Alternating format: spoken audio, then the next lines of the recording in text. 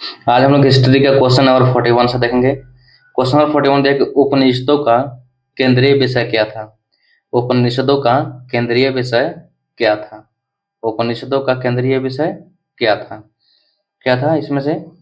ईश्वर के मतलब ईश्वर एवं इसके अवतार, ईश्वर के चमत्कारी कथा, सदाचार एवं जीवन पद्धति, दर्शन एवं ज्ञान। तो उपनिषदों का केंद्रीय विषय जो था वह था दर्शन और ज्ञान। दर्शन और ज्ञान।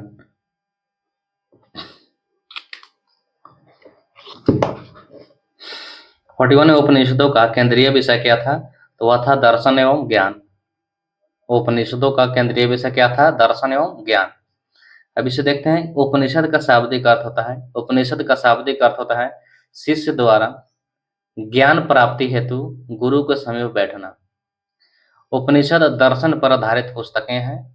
उपनिषद जो है दर्शन पर आधारित पुस्तकें हैं। इन्हें वेदांत भी कहा जाता है। उपनिषद का केंद्रीय विषय दर्शन एवं ज्ञान है। क्वेश्चन नंबर 42,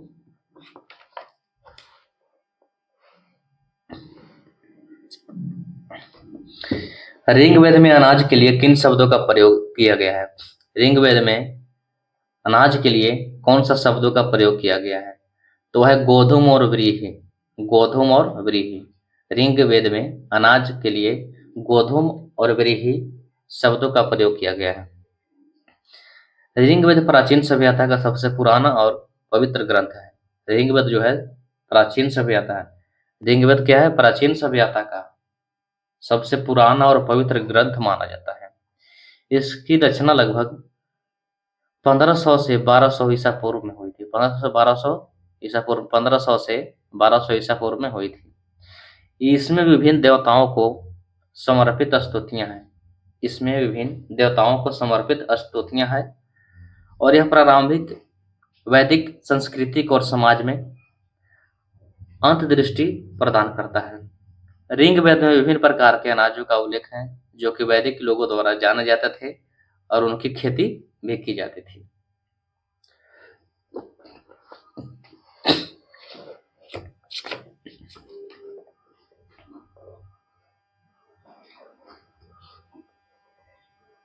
गोधूम यानी गेहूं को संदर्भित करता है। गोधूम यानी गेहूं को संदर्भित करता है जो ऋग्वेद में उल्लिखित प्राथमिक अनाजों में से एक है। गोधूम गेहूं को संदर्भित करता है जो ऋग्वेद में उल्लिखित प्राथमिक अनाजों में से एक है। तथा व्रीहि, व्रीहि जो है चावलों को संदर्भित करता है जो वैदिक कृषि में एक और महत्वपूर्ण अनाज है। यानी गेहूं को गोधूम और चावल को व्रीहि कहा जाता है।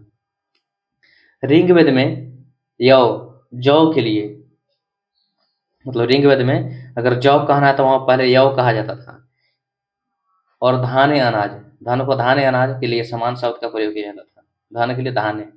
इसी प्रकार तिल, तिलों के लिए, और खल पीसे हुए अनाज के लिए प्रयोग, मतलब पीसने के लिए खल, और प्रियंगु और श्यामक बाजरे के प्रकार को संदर्भित करता है। यानी प्रियंग और श्यामक। जैसे कोई पूछे कि प्रियंग और श्यामक किसका प्रकार है, तो इसे बाजरा के प्रकार था। क्वेश्चन नंबर 43 देखते हैं। ऋग्वेद का ब्राह्मण ग्रंथ कौन है? ऋग्वेद का ब्राह्मण ग्रंथ कौन है? तो वह है ऐतरेय। ऐतरेय। ऋग्वेद का ब्राह्मण ग्रंथ क्या है? ऐतरेय। वेद के 4 भाग होते हैं। वेद के 4 भाग होते हैं। संहिता, ब्राह्मण, संहिता, ब्राह्मण ग्रंथ, आरण्यक और उपनिषद। वेद के 4 भाग होते हैं। वेद के 4 भाग होते हैं। वेद के 4 भाग होते हैं। संहिता, ब्राह्मण ग्रंथ, आरण्यक और उपनिषद।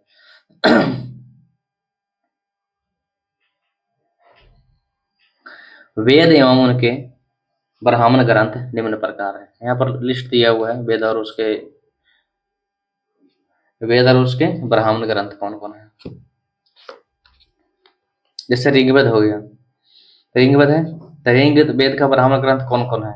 ऐतरेय ब्राह्मण, कौशितकी ब्राह्मण। ऋग्वेद का ब्राह्मण ग्रंथ क्या क्या है? ऐतरेय और कौशितकी।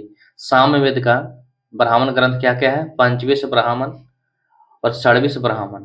सामवेद का, पंचमी से ब्राह्मण और षडवी से ब्राह्मण। यजुर्वेद का